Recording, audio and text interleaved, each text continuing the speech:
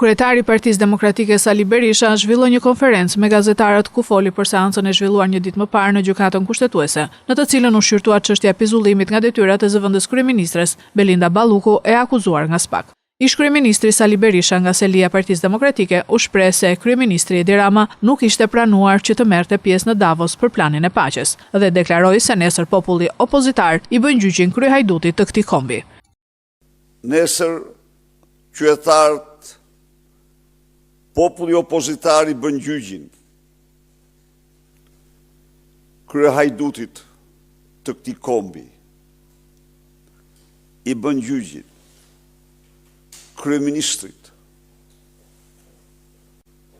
të lidhur kokë e këmbë me vrasës, bandit, trafikant, i bën gjyqin antishqiptarit në të zi të kohrave, ka përzën nga ky vend në 10 vite 1.100.000 shqiptar vetëm në hapësirën europiane, pa llogaritur hapësirat tjera. Nesër i bën gjyqin një armiku tegër të lirive të shqiptare të votës tyre.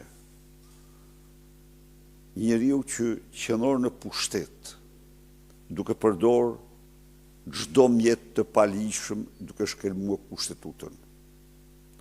Por nesër është dita e gjykimit të popullit shqiptar për një organizatë kriminale që se ka sot asnjë vend tjetër në Europë.